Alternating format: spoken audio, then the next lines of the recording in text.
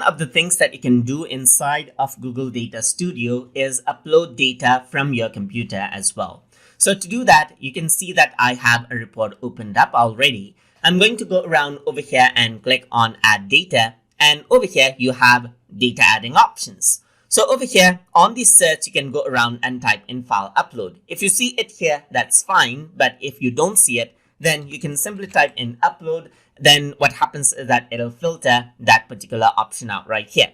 So from the file upload, I'm just going to go around, click, and I'm going to say authorize right here. So first of all, you need to authorize the file uploading. And now you can click and drag around the file over here, or you can click on to click to upload files and then navigate to the folder where you have your file. And here you can see that I have the CSV file as the data source. So you can simply go around and upload it out.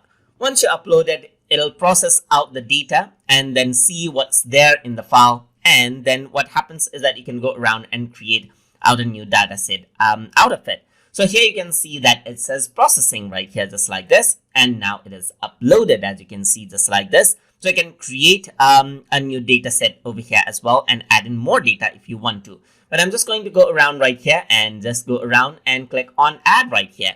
So once you do that, what happens is that the console sales data gets added out and you have the option to add that to the report.